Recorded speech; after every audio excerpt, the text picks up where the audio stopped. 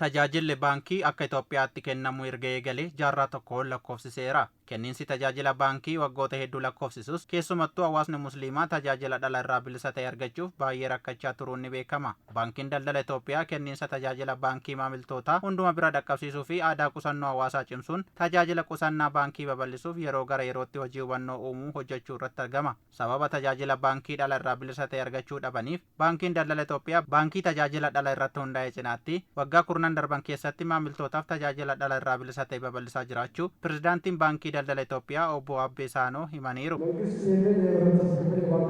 Mootummaan tajaajila baankii hawaasa biraan qaqqabsiisuuf hojiiwwan babal'aa hojjechaa jira. Biyya keenyatti tajaajila baankii dhala irraa bilisa ta'e jalqabsiisuuf sababa dirqamsiisan hedduutu jiru. Hawaasni qajeeltoo shari'aatiin baankii tajaajila dhala irraa bilisa ta'e fayyadamuuf barbaadu gaaffii gaafachaa ture. Akka biyya keenyatti maamiltoonni baankii tajaajila dhala irraa bilisa ta'e fedhii qaban lakkoofsan baay'achuun isaanii tajaajila kana akka jalqabnuuf nu dirqamsiise. Akka heera mootummaa keewwata 89 irratti kaa'ametti mootummaan lammiilee hundaafuu fayyadamummaa diinagdee walqixaa akka argataniif itti gaafatamummaa qaba. Kanaaf baankii tajaajila dhala irraa bilisa ta'e jalqabsiisuun dirqama jechuudha. Guddina diinagdee fi fayyadamummaa hawaasaa mirkaneessuuf tajaajila faayinaansii gahaa ta'ee fi hirmaachisaa ta'e akka jiraatuuf tajaajilli baankii dhala irraa bilisa ta'e shoora olaanaa akka qabu hojii raawwachiiftuun itti aantuu Komishinii Investimentii Itoophiyaa fi miseensi boordii baankii daldala Itoophiyaa aadde Yaasmiin Waad Rabbii himaniiru.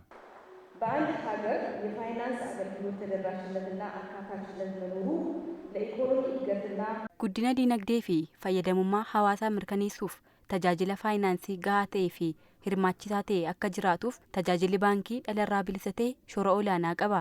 Mootummaan fedhii tajaajila faayinaansii gahaa ta'ee fi hirmaachisaa ta'e akka jiraatuuf gaaffii hawaasaa hiikuuf seektaroota irratti hojjechaa jiru keessaa gosa tajaajila dhala irraa bilisaa ta'e isa tokko. Tajaajilli kun qajeeltoo shari'aa hordofuun duudhaa fi aadaa hawaasaa eeggatee hojjetama. Hawaasa musliimatiifis ta'ee maamiltoota tajaajila baankii dhala irraa bilisa ta'e barbaadaniif baankiin daldala Itoophiyaa tajaajila CBE Nuur waggoottan kurnan darban keessatti namoota hedduu fayyadamuu taasisuusaa pirezidaantii itti aanaa mana maree waliigalaa dhimmoota islaamummaa Itoophiyaa Sheek Abdul Kariim Badraddiin himaniiru.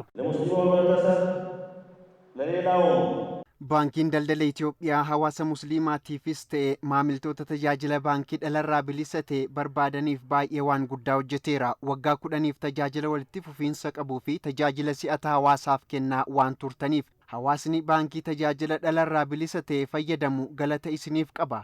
CBE Nuur kabaja waggaa 10ffaa isaa yoo kabajatu gara fuulduraattis tajaajila hedduu maamiltoota isaatiif akka dhiyeessu abdii qabna.